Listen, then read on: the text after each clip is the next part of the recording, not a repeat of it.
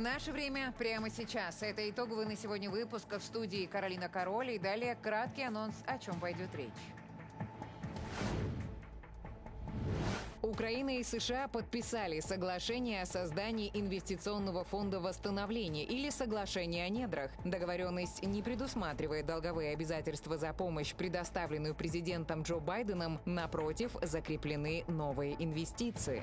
Это действительно равноправное соглашение, которое создает возможность для инвестиций в Украину. Перемирие на 3 дня не изменит ход войны, заявил руководитель Офиса президента Украины Андрей Ермак. Кремль лишь имитирует дипломатию, чтобы избежать санкций и продолжить агрессию.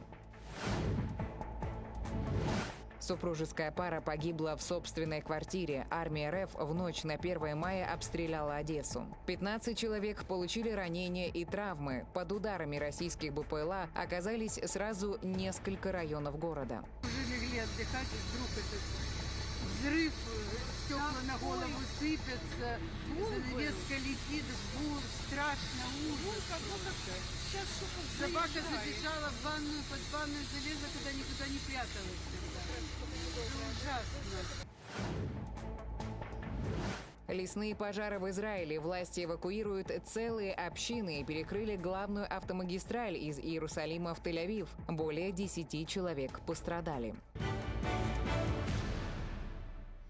Подписанное соглашение по экономическому партнерству Украины с Соединенными Штатами Америки стало результатом разговора с Дональдом Трампом в Ватикане. Об этом заявил Владимир Зеленский в вечернем видеообращении. По его словам, документ значительно изменился в процессе подготовки, и теперь это соглашение, создающее возможность для инвестиций в Украину.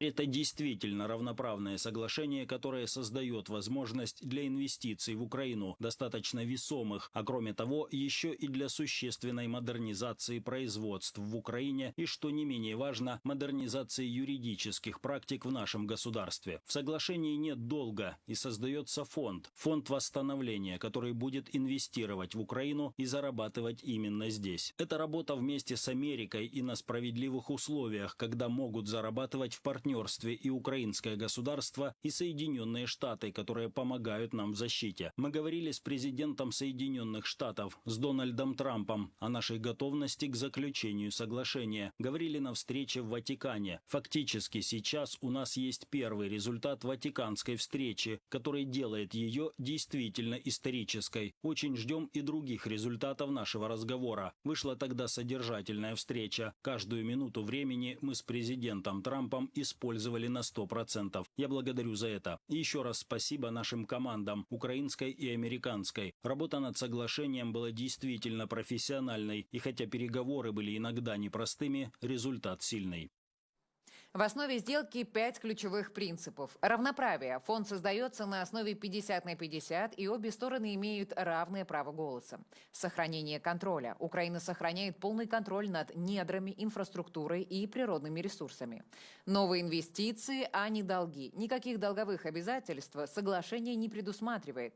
Гарантированы инвесторы и покупатели. Фонд будет инвестировать в проекты и гарантировать коммерческие закупки продукции на условиях «бери или плати».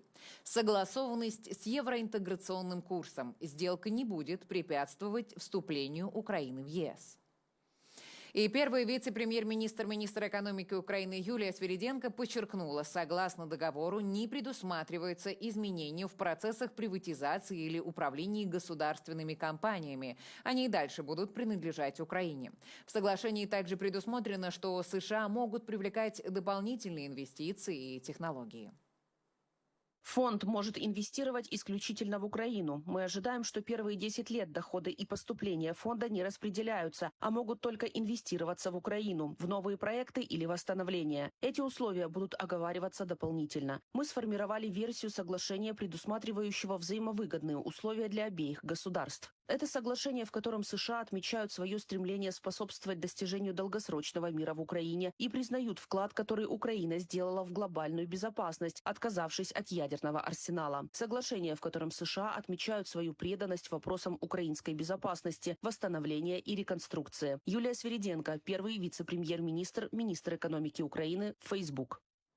Историческим соглашением об экономическом партнерстве назвал договор министр финансов США Скотт Бессент. По его словам, это партнерство позволяет двум странам сотрудничать и инвестировать вместе, чтобы общие активы и возможности могли ускорить экономическое восстановление Украины. Today's agreement signals clearly Сегодняшнее соглашение ясно сигнализирует российскому руководству, что администрация Трампа привержена мирному процессу, сосредоточенному на свободной, суверенной и процветающей Украине в долгосрочной перспективе. Пришло время положить конец этой жестокой и бессмысленной войне. Убийства должны прекратиться. Соединенные Штаты и правительство Украины с нетерпением ждут скорейшей реализации этого исторического экономического партнерства как для украинского, так и для американского народов. В свою очередь, государственный секретарь Соединенных Штатов Марко Рубио в соцсети X написал, что соглашение об экономическом партнерстве является важным шагом в завершении полномасштабной войны в Украине. Сегодня США и Украина подписали соглашение об инвестиционном фонде реконструкции. Важная веха в нашем общем процветании и важный шаг в прекращении этой войны. Марко Рубио, государственный секретарь США в соцсети X. Министр иностранных дел Украины Андрей Сибига провел телефонный разговор с верховным дипломатом ЕС Каей Каллас. Об этом Сибига написал в соцсети X. Украинский министр проинформировал Каллас о подписанном соглашении с США и обсудил с ней последние дипломатические усилия и следующие шаги для достижения справедливого и прочного мира. Это знаменует собой важную веху в стратегическом партнерстве Украины и США, направленном на укрепление экономики и безопасности Украины. Мы также обменялись новостями о подготовке к визиту министров иностранных дел ЕС в Украину 9 мая. Благодарен ЕС за его солидарность и постоянную поддержку. Андрей Сибига, министр иностранных дел Украины в соцсети X.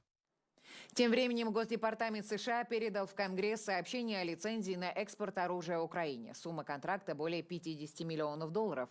На сайте Конгресса также уточняется, что он охватывает экспорт товаров оборонного назначения, включая технические данные и оборонные услуги в Украину.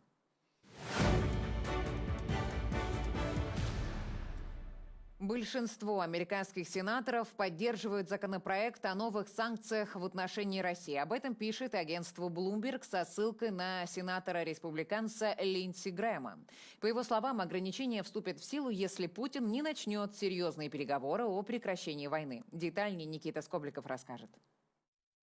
Большинство в Сенате США, 72 сенатора, готовы проголосовать за законопроект о новых санкциях в отношении России, заявил республиканец Линдси Грэм. Документ, с которым ознакомилось агентство Bloomberg, также предусматривает тарифы в размере 500% на импорт из стран, которые покупают российскую нефть, нефтепродукты, газ или уран. Санкции вступят в силу, если, как подчеркнул сенатор, российский диктатор Путин не начнет серьезные переговоры о завершении войны. Я хочу, чтобы война была закончена путем переговоров, с честью и справедливо. Я думаю, что Трамп лучший человек для достижения этой цели, но эти санкции представляют собой точку зрения Сената, согласно которой главным злодеем является Россия. Было бы огромной ошибкой пытаться играть с Трампом, поэтому этот законопроект – инструмент в его арсенале. Линдси Грэм, сенатор США, из публикации агентства Bloomberg. Сенатор уверен, в итоге Путину придется выбирать между серьезными переговорами и прекращением войны или разгромом российской экономики. Тарифы, предложенные авторами американского законопроекта, действительно эффективный инструмент контроля российского экспорта, считают аналитики. В действительности это есть очень существенный механизм давления, в частности, вот на те страны, которые пользуются теми товарными позициями, которые закупают в Российской Федерации. Тем временем, еще до возможного введения новых санкций со стороны США, цена на российскую нефть продолжает стремительно снижаться. На фоне падения стоимости энергоресурсов Министерство финансов России пересмотрело бюджетные ориентиры и более чем втрое увеличило прогнозируемый дефицит. Как отмечает The Moscow Times, ожидаемые доходы бюджета сократились на 2 триллиона рублей. Прогноз по цене на нефть также был пересмотрен с почти 70 до $56 за баррель. Новый размер нефтегазовых доходов оказался ниже базовых 9 триллионов 100 миллиардов рублей. В соответствии с бюджетным правилом, в таком случае разница покрывается из Фонда национального благосостояния. Прежний бюджет закладывал доходы на 1 триллион 800 миллиардов рублей, выше базового уровня. На эту сумму предполагалось пополнить кубышку, в которой на 1 апреля оставалось 3 триллиона 200 миллиардов рублей. Вместо этого 800 миллиардов рублей может пойти на затыкание бюджетной дыры. Из публикации издания The Moscow Times. На определенном этапе цена на нефть Юралс упала до $50 за баррель, и это для России вообще катастрофический сценарий, потому что себестоимость добычи этой нефти приблизительно $45 за баррель. И очевидно, что Россия приближается к тому барьеру, когда нефть добывать будет просто невыгодно. Это говорит о том, что Россию действительно можно достаточно быстро принудить к миру, к переговорам. Продолжает оказывать давление на Россию и Европейский Союз. Брюссель готовит 17-й пакет санкций в отношении страны-агрессора. Его рассмотрят уже в мае, сообщила верховный представитель ЕС по иностранным делам и политике безопасности Кая Каллас. Более того, по ее словам, ЕС также разработал план действий на случай, если Венгрия попытается заблокировать продление антироссийских санкций. Первый наиболее яркое направление, которое может затронуть 17-й пакет, это энергетический сектор, это энергоатом, это ужесточение контроля за российским торговлей нефтью. Скорее всего, вполне возможно, еще раз говорю, будут введены определенные санкционные ограничения на поставку российского СПГ на европейский рынок. Великобритания тоже не намерена ослаблять санкционное давление на страну-агрессора. 24 апреля 2025 года в правительстве Соединенного Королевства объявили о новом пакете ограничений. Он направлен прежде всего на блокировку доступа Москвы к современному программному обеспечению и технологиям в энергетической сфере. Среди прочего, под запрет попал экспорт контроллеров от игровых консолей, которые российская армия применяет для управления беспилотниками. Кроме того, введен запрет на поставки в Россию программного обеспечения для поиска и разработки нефтяных и газовых месторождений. Никита Скобликов для телеканала Freedom. Владимир Зеленский утвердил 3 новых пакета санкций. В первом пакете 36 компаний и 5 физических лиц, которые обслуживают российское военное производство. Второй пакет санкций – это 106 субъектов, которые поддерживают присутствие российских захватчиков на временно оккупированных территориях Украины. Еще президент Украины ввел санкции в отношении бывшего советника Офиса президента Алексея Арестовича против пророссийского политолога Константина Бондаренко, а также в отношении главы Росатома Алексея Лихачева, сына бывшего премьер-министра Украины Алексея Азарова, и против спортсменки Ольги Давыдко. В списке и несколько российских компаний, в частности, Новолипецкий металлургический комбинат, газовая компания «Новотек» и проект по сжижению газа «Ямал-СПГ». Третий санкционный пакет – это 9 человек, из них 7, к сожалению, имеют гражданство Украины, которые связали свою судьбу с пропагандой в интересах российского государства и оправдывают войну, осуществляют активные информационные операции в ущерб Украине и нашей защите в войне. Поручил готовить и следующие санкционные шаги. Владимир Зеленский, президент Украины, в Телеграм.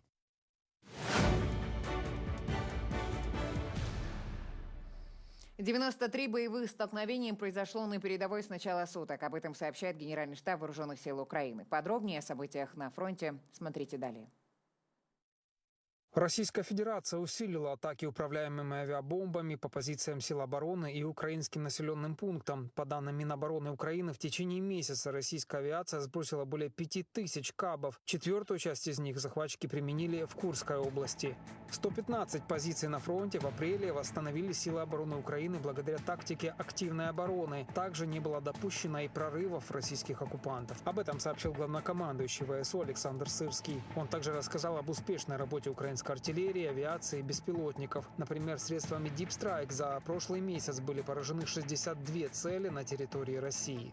В апреле подразделения беспилотных систем Сил обороны Украины достигли достойных результатов в уничтожении противника. По данным командования сил беспилотных систем ВСУ, в течение месяца нашими дронами поражено и уничтожено более 83 тысяч целей. Это на 8% больше, чем в марте. Эффективность поражения выросла еще на 5%. Благодарен нашим воинам за результативность. Но нынешняя высокотехнологичная война требует постоянного движения вперед, еще более высокой эффективности и масштабирования усилий на направлении дронов. Александр Сырский, главнокомандующий ВСУ, в Facebook. Тем временем на Лиманском направлении армия РФ атаковала у Ямполевки, Грековки и Зеленой долины. На Краматорском противник штурмовал позиции сил обороны в районах Часового Яра, Новомаркова и Белой горы. На Покровском направлении, самым активным, шли бои вблизи населенных пунктов Александрополя, Малиновки, Новосергеевки, Андреевки, а также Алексеевки. Противник фактически сосредоточил основу своего боевого потенциала именно на Донецком направлении, который включает в себя 4 участка. Новопавловский, бывший Кураховский, Покровский, Покровско-Мирноградский, Торецкий и Часовьярский. В Часовом Яру, как вы помните, война идет уже больше года. Противник отчаянно пытается прорваться и теряет там большое количество людей. Задача, в общем-то, противника на этом участке фронта очевидна, и она состоит в том, чтобы выйти на линию Покровск, Константиновка, Часов Яр для дальнейшего продвижения в сторону Славянска. В Херсонской области российские оккупационные войска активизировались, пытаются высадиться на острове Бугас для захвата плацдарма и форсирования реки Днепр. Об этом сообщают силы обороны Юга. Однако, отмечают украинские военные, они не дают воплотить противнику свой план. Уже за несколько дней противник провел несколько попыток высадиться в речной зоне. Это юг Днепровской системы островов. На самом юге остров возле населенного пункта Кизомыс, остров Бугас. Такие случаи довольно часто имеют место, но хочу заверить, что силы обороны Украины держат это направление и отражают все попытки врага осуществить подобное форсирование. Владислав Волошин, спикер сил обороны Юга, в эфире марафона «Єдині новини». Разведчики бригады «Черный лес» уничтожили российскую установку противовоздушной обороны БУК-М3. Стоимость комплекса превышает $40 миллионов, сообщили в пресс-службе сухопутных войск ВСУ. Там отметили взрывы от детонации боекомплектов вследствие точного попадания в современный мобильный зенитно-ракетный комплекс средней дальности армии противника. Несмотря на значительное превосходство в живой силе, технике, вооружении, боеприпасах, противник не имеет на сегодняшний день возможности прорвать оборону Украины и двигаться к своим целям. За 4 месяца противник потерял до 600 тысяч, если быть более точным, 591 600 человек. Это очень серьезные потери и абсолютно без какого-либо продвижения вперед. За минувшие сутки силы обороны Украины ликвидировали 1230 российских военных. Общие боевые потери противника превысили 953 тысячи человек. Кроме того, украинские защитники уничтожили 3 танка, 11 боевых бронированных машин и 45 артиллерийских систем, реактивную систему залпового огня и 2 системы ПВО. Также сбиты 112 беспилотников разных типов и 139 единиц российской автотехники и цистерн с топливом. Этой ночью российские войска атаковали Украину 5 баллистическими ракетами «Искандер-М» из Крыма и запустили 170 беспилотников различных типов. Украинским защитникам неба удалось сбить 74 дрона на востоке, севере, юге и в центре страны. Еще 68 были локально потеряны, заявили в командовании воздушных сил ВСУ. Нападение противника отражали авиация, зенитные ракетные подразделения, средства РЭП и мобильные огневые группы сил обороны Украины. Супружеская пара погибла в собственной квартире из-за российской атаки на Одессу в ночь на 1 мая. 15 человек получили ранения и травмы, 2 людей в тяжелом состоянии. Под ударами российских БПЛА оказались сразу несколько районов города. Повреждены жилые дома, магазины, складские помещения, машины. О последствиях российской атаки далее в сюжете. В пострадавшую в ночь на 1 мая от российской атаки многоэтажку можно зайти теперь только так. Вход в подъезд разрушен, местные жители взбираются по остаткам ступеней.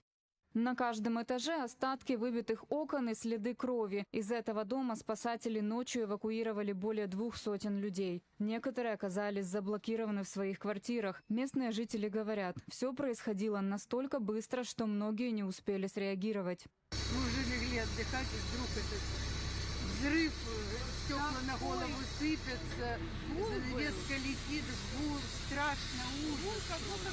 Сейчас что-то Собака забежала в ванную, под ванную залезла, куда никуда не пряталась. Ужасно.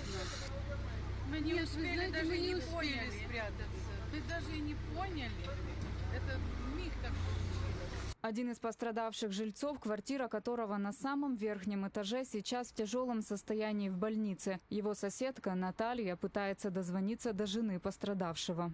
Там ерунда такая, что вызывайте Таню, пускай и Таня едет сюда. Жить не знаю, деловки развалена полностью вся квартира. Он лежит в больнице в очень тяжелом состоянии. Квартира самой Натальи на 13-м этаже. Женщина не пострадала, хотя осколки стекол в момент взрыва посыпались на нее. А вот дочь и внучка Натальи попали в больницу. У нее над бровью глубокий порез, и там ее оставили на 2 дня, чтобы не было последствий. А у младшей, не знаю, там что-то, синяк сильный под глазом и щечка красненькая. Вот сейчас они, вчера вроде ничего, а сейчас ее повезли, там уже будем видеть. Ну, видно, ей по голове ударило что-то. Вот тут мы все спали. Вот тут вот. Я на этом, внук на этом. Вот вывалила вот с балкона все мне. Вот. Внук бедный стал, то вообще. Это я еще не спала. А дочка там была, но там только окно немножко. Вон туалетные двери. Вот эту дверь снесло, вообще мы в шоке. Больше всего в пострадавшем от российской атаки доме разрушен последний, 16-й этаж. От одной из квартир здесь остались одни руины. А вот так выглядит самая пострадавшая квартира. Вот это потолок, который упал в результате взрыва. И в квартире, несмотря на то, что уже пожар потушили, до сих пор очень сильный запах гари. Также вследствие российской атаки пострадали жилые дома, магазины, складские помещения и автомобили сразу в нескольких районах города. Незначительное повреждение получила одна из школ. В ней взрывной волной выбило окна. После российских ударов по городу некоторые дома остались без света, воды и газа. Коммунальные службы работают над восстановлением коммуникаций. Ксения Сетинская из Одессы для телеканала Freedom. Уже более 50 дней Россия игнорирует предложение Соединенных Штатов о полном прекращении огня, как отвергает и украинские инициативы о тишине в небе, на море и на земле. Об этом заявил президент Владимир Зеленский. По его словам, на все это страна-агрессор отвечает лишь новыми обстрелами и штурмами. Сейчас нужен ощутимый толчок для дипломатии. Нужно дальнейшее давление на Россию, которое принудит ее к тишине и к переговорам. Чем эффективнее будут действовать санкции, тем больше стимулов у России завершить войну. Чем крепче будут украинская оборона и силы ПВО, чем больше жизней мы сможем спасти, тем быстрее сможем гарантировать длительную безопасность. Владимир Зеленский, президент Украины, в Телеграм.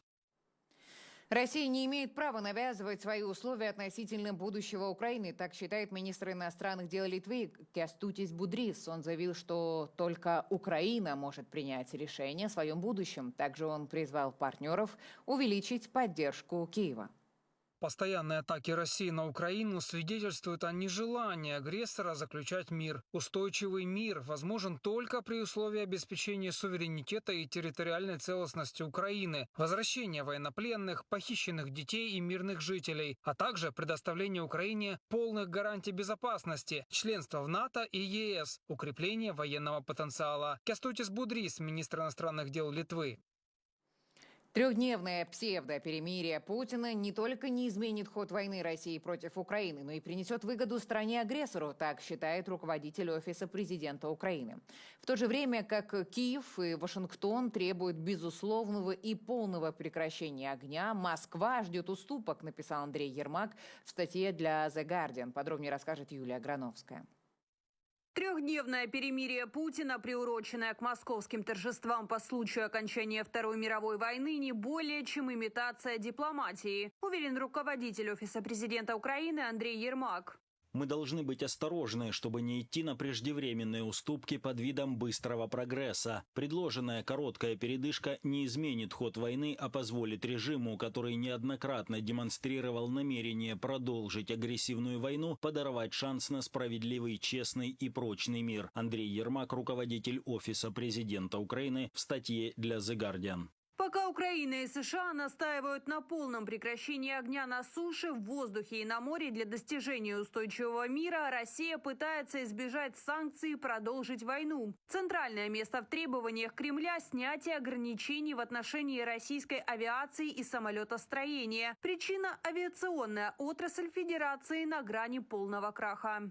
Несмотря на дипломатические усилия Украины, США и Европы, Россия продолжает атаки на фронте и воздушный террор против гражданских украинцев в тылу. Цель Путина – временная заморозка конфликта без гарантий для Украины, чтобы добиться ослабления санкций и восстановить силы для нового нападения. Единственный путь к миру – это усиление Украины на поле боя, а также увеличение санкционного давления на Россию, чтобы принудить Кремль к настоящему завершению войны. Из публикации Центра стратегических коммуникаций и информационной безопасности в Телеграм. Так называемое перемирие, объявленное Москвой, по словам Путина, должно начаться с 0 часов 8 мая и продлиться до 0 часов 11. На это время Кремль пообещал остановить все боевые действия. Позиция Киева неизменна. Только полное и безусловное прекращение огня минимум на 30 дней может дать основу для реальной дипломатии. Следует прекратить удары, прекратить убийства и после этого искать решение на переговорах. Мы готовы к любому формату разговора. Россия должна прекратить удары и войну. Если Россия действительно готова к переговорам, то Кремль должен согласиться на полное прекращение огня не менее чем на 30 дней, а лучше на 60 или 90, уверен министр иностранных дел Украины Андрей Сибига. Украина в очередной раз подтверждает свою готовность к мирным переговорам в любом формате, как только мы увидим, что Россия действительно готова к трудному пути к миру, а не просто к популизму или кратковременному пропагандистскому прекращению огня для парада 9 мая. Россия должна прекратить говорить о своей готовности к миру и начать действовать, безоговорочно согласившись на реальное и прочное прекращение огня. Когда замолчат пушки, могут начаться переговоры в любом формате, который принесет мир. Андрей Сибига, министр иностранных дел Украины, в социальной сети X.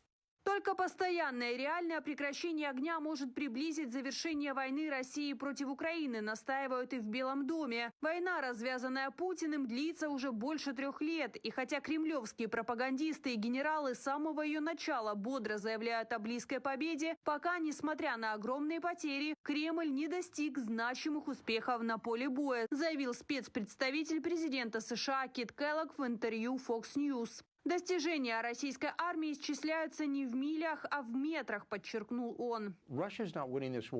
Россия не выиграет эту войну. За последние 1,5 года Россия не достигла никаких серьезных успехов. Они не взяли город Киев, столицу. Они не продвинулись на запад от Днепра, что является серьезным препятствием. Они не взяли Одессу. Они потеряли сотни тысяч солдат. И они на самом деле ничего не сдвинули с места. Тем временем предупреждения президента Трампа о новых ограничениях в отношении страны-агрессора вскоре могут стать реальностью. Юлия Грановская для телеканала Freedom. В Эстонию прибыли 6 реактивных систем залпового огня «Хаймер», заказанные в США. Церемония передачи вооруженным силам Эстонии состоялась на авиабазе в Амаре. Страна подписала контракт с Агентством по безопасности и обороне США о приобретении систем в 2022 году, что стало одной из крупнейших оборонных закупок в истории Эстонии. Остальные компоненты пакета вооружений США, в частности боеприпасы к РСЗО, должны поступить в Эстонию уже в последующие годы. Вблизи столицы Израиля, Иерусалима, вспыхнули лесные пожары. Власти эвакуируют целые общины и перекрыли главную автомагистраль из Иерусалима в Тель-Авив. По меньшей мере 13 человек получили ранения. Ситуацию усложняет то, что страна отмечает 30 апреля День памяти. Многие израильтяне посещали места захоронений. 120 пожарно-спасательных служб мобилизовали десятки команд, самолеты и вертолеты, чтобы попытаться сдержать пожары. Им помогают военные. На этом я ставлю точку в итоговом выпуске программы «Наше время сегодня» и слово передаю информационному марафону, который продолжит Олег Борисов. Оставайтесь с Freedom, оставайтесь на стороне правды.